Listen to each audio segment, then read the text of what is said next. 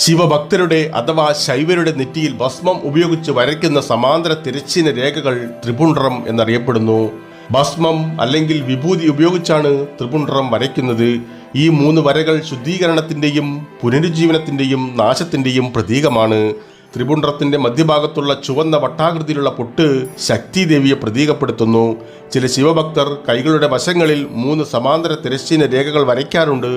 ചില ശൈവന്മാർ നെറ്റിയിൽ മുഴുവൻ ഭസ്മം പുരട്ടുന്നു. സാധാരണയായി 3 തിരശ്ചീന രേഖകൾ ഭസ്മം ഉപയോഗിച്ചാണ് രേഖപ്പെടുത്തുക.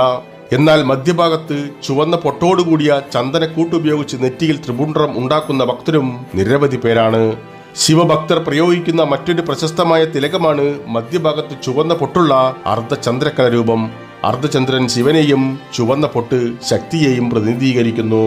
ശിവഭക്തർ ഉപയോഗിക്കുന്ന മറ്റൊരു പ്രശസ്തമായ തിലകമാണ് ത്രിശൂലം. ത്രിശൂലം ഭസ്മം കൊണ്ടോ ചന്ദനക്കൂട്ടുകൊണ്ടോ നെറ്റിയിൽ വരയ്ക്കുന്നു.